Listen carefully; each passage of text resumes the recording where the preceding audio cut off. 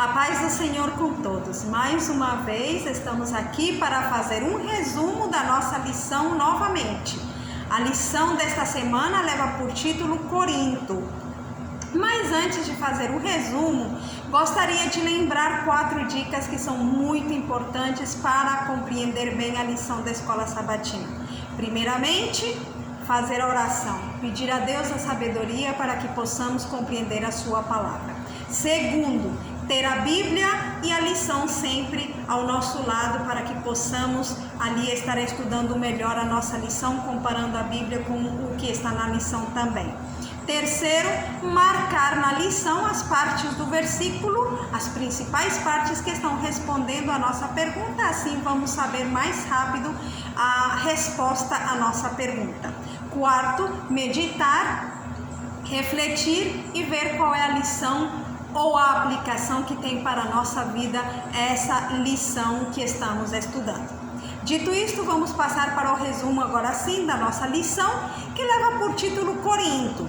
Corinto era uma cidade e no primeiro século esta cidade era a principal cidade da Grécia e do mundo. Por quê? Porque era uma cidade tipo central, havia muito comércio, havia diversão ali, havia prazer, havia muitas coisas ali que chamavam a atenção de muitos estrangeiros, de muitas pessoas que vinham de vários lugares.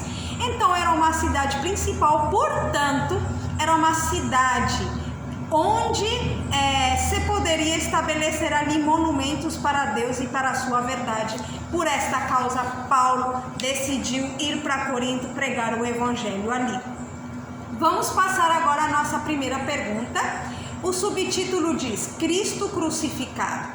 Que evento levou Paulo a conhecer Priscila e Áquila? O que estas 3 pessoas tinham em comum? Bom, nós vemos aqui algo interessante. Vamos ver em Atos capítulo 18. Atos capítulo 18 é o nosso capítulo desta lição. Assim que vamos estar abrindo a nossa Bíblia em Atos capítulo 18. Vamos ler agora o versículo 2, onde encontramos a nossa resposta. E achando um certo judeu por nome Áquila, natural do Ponto, que havia pouco tempo tinha vindo da Itália, e Priscila sua mulher, pois Cláudio tinha mandado que todos os judeus saíssem de Roma. Então, qual foi o evento? Cláudio tinha mandado que todos os judeus saíssem de Roma. Então, portanto, Áquila e Priscila saíram de Roma e foram para Corinto. E quando Paulo foi para Corinto, então também ali ele se encontrou com eles, e esse não foi logicamente um encontro casual. Tudo é dirigido por Deus. O que estas 3 pessoas tinham em comum? Lá no versículo 3, na última parte, diz: pois tinham por ofício fazer tendas. Então, qual era o ofício dos 3? Fazer tendas. Tanto Paulo como Áquila e Priscila. Pergunta número 2. Por que Paulo decidiu mudar de estratégia para pregar em Corinto? Qual estratégia? Se nós vemos na lição passada, estávamos falando que Paulo estava em Atenas. A resposta a esta pergunta mais está na nota, mas também vamos encontrar uma parte da resposta no versículo proposto na lição. Vamos ver o segundo parágrafo da nota da nossa lição. Diz assim: em sua pregação do Evangelho em Corinto, o apóstolo seguiu um sistema diferente do que assinalara seu trabalho em Atenas. Neste lugar, procurara ele adaptar seu estilo ao caráter de seu auditório. A lógica opusera a lógica, responder à ciência com ciência, a filosofia com filosofia. Considerando o tempo assim gasto e concluindo que seu ensino em Atenas fora pouco produtivo, decidiu seguir outro plano de trabalho em Corinto. Então, lá em Atenas, ele tinha respondido com palavras de sabedoria humana, né? A lógica com lógica, a filosofia com filosofia, a ciência com ciência. Mas ele viu que não tinha sido muito produtivo. Por isso, ele mudou de estratégia. E qual foi a nova estratégia?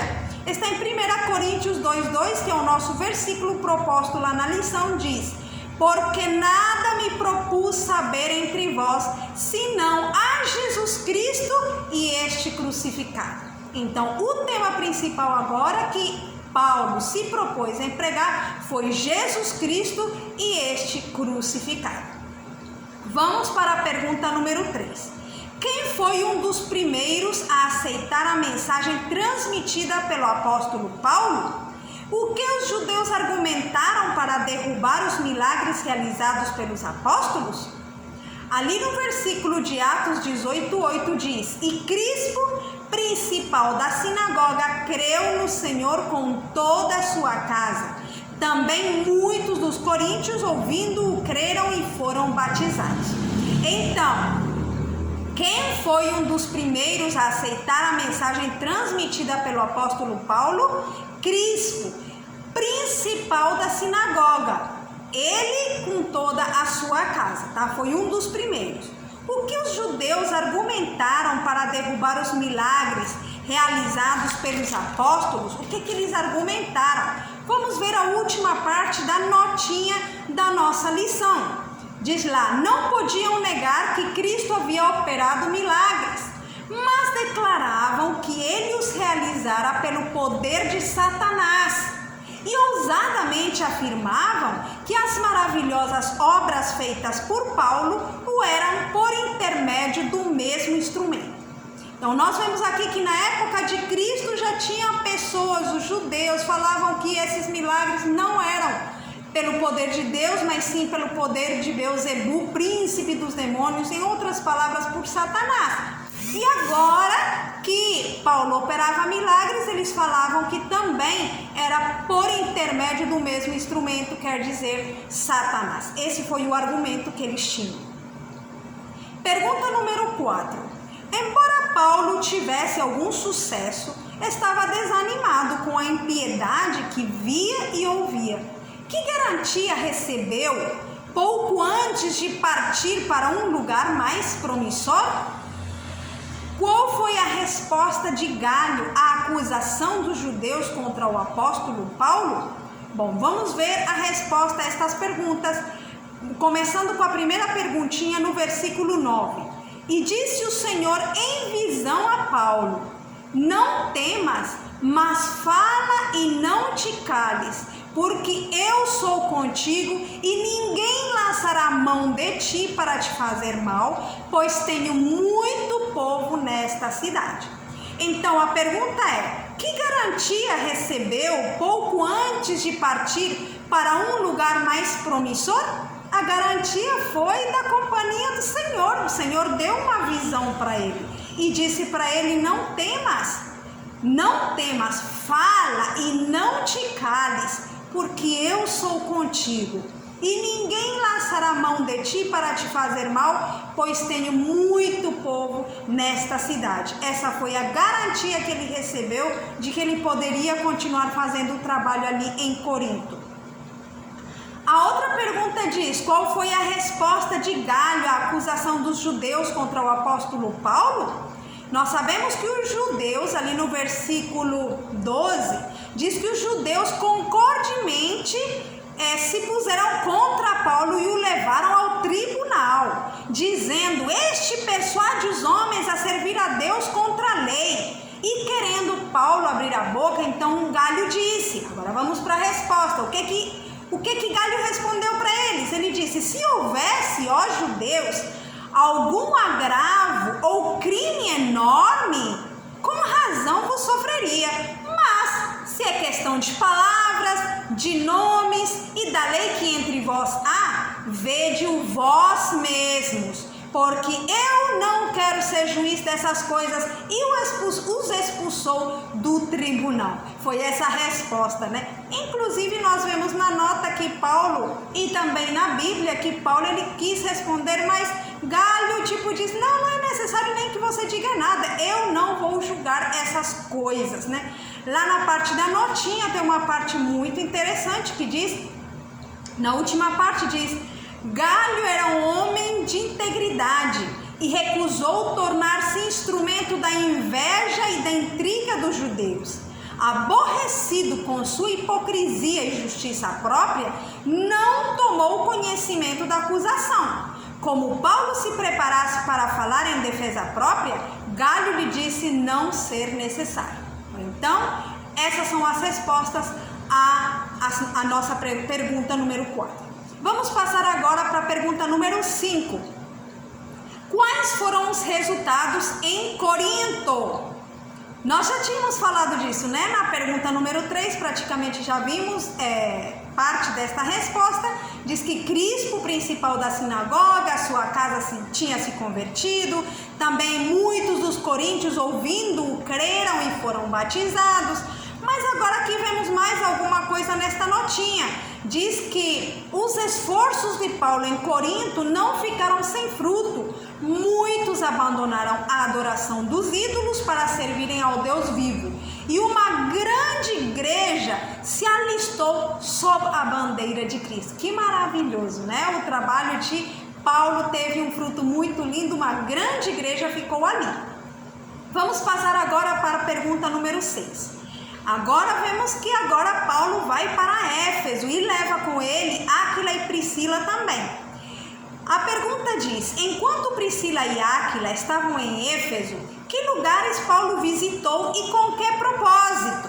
Então, lá no versículo 19 de Atos 18, Atos capítulo 18, versículo 19 diz: e chegou a Éfeso e deixou-os ali. Quem chegou a Éfeso? O apóstolo Paulo. E a quem ele deixou? A Áquila e Priscila, tá? Vamos ver agora lá para o versículo 21. Diz: antes se despediu deles, dizendo: querendo Deus, outra vez voltarei a vós. E partiu de Éfeso.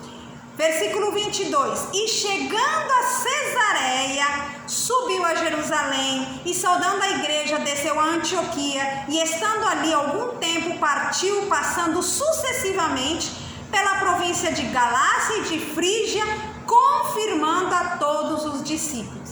Então, a pergunta diz que quando ele deixou Áquila e Priscila em Éfeso, que lugares Paulo visitou e com que propósito? Ele visitou, Cesareia, Jerusalém, Antioquia, Galácia e Frígia. E qual era o propósito? Confirmar a todos os discípulos. Em outras palavras, animar para que eles se firmassem mais nos caminhos do Senhor. Pergunta número 7. O que nos é dito sobre Apolo? O que Priscila e Áquila fizeram quando o ouviram pregar?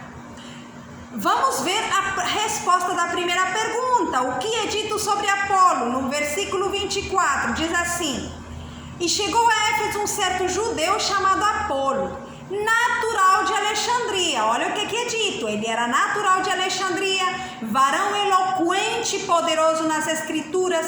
Este era instruído no caminho do Senhor, fervoroso de espírito, falava e ensinava diligentemente as coisas do Senhor, conhecendo somente o batismo de João. Olha aí, então era um homem fervoroso, ele era eloquente nas escrituras, ele era um homem instruído no caminho do Senhor, mas somente que ele conhecia somente o batismo de João. O que Priscila e Áquila fizeram quando ouviram pregar? Quando ouviram pregar, vamos ver lá no versículo 26 que diz assim: ele começou a falar ousadamente na sinagoga. Quando ouviram Priscila e Áquila, o levaram consigo e lhe declararam mais pontualmente o caminho de Deus. Então, o que fizeram Áquila e Priscila? O chamaram, o levaram e lhe falaram mais claramente o caminho de Deus para que ele compreendesse melhor e assim ele pudesse continuar pregando, mas não somente com aquele conhecimento que ele tinha, mas já com um conhecimento completo como o apóstolo Paulo tinha ensinado para eles. Muito bem, nós aqui concluímos as perguntas e as respostas da nossa lição. Vamos ver agora então que lições nós podemos aprender para a nossa vida? Vamos ver algumas lições, vocês podem encontrar muitas mais, mas eu vou dizer algumas. Vamos ver que nada é casualidade. O encontro de Paulo com Áquila e Priscila foi dirigido por Deus. Deus pode dirigir também nossos encontros com pessoas que estão com fome e sede da palavra de Deus. Outra lição que podemos aprender é que o nosso tema principal sempre deve ser Jesus, o nosso Senhor e o nosso Salvador. Tudo deve estar centralizado nessa pessoa maravilhosa que é o nosso Salvador, Jesus Cristo. Outra lição que podemos aprender é que para que nós possamos receber frutos do nosso trabalho, tem que trabalhar. Se não trabalhar, não vai ter resultado. Então, se queremos ter resultado, temos que trabalhar, né? Um é a causa, o outro é o efeito. Não podemos esperar que somente sentados na igreja, esperando, vão chegar as almas. Temos que trabalhar. E se trabalharmos, o Senhor vai trazer resultado. Outra das lições que aprendemos é que não devemos nos desanimar quando há oposição, porque sempre haverá oposição. Não devemos nos desanimar, porque esse é o propósito do inimigo. Mas nós devemos seguir sempre em frente, pregando a palavra de Deus, mesmo que haja oposição, mesmo dentro dos próprios irmãos da nossa igreja.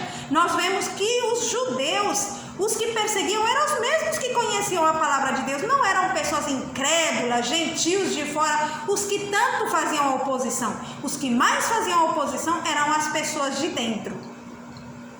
Também outra coisa que nós podemos aprender nesta lição é que nossa força é Deus. Devemos pegar a nossa força dele. Ele disse para Paulo: não temas, fala e não te cales.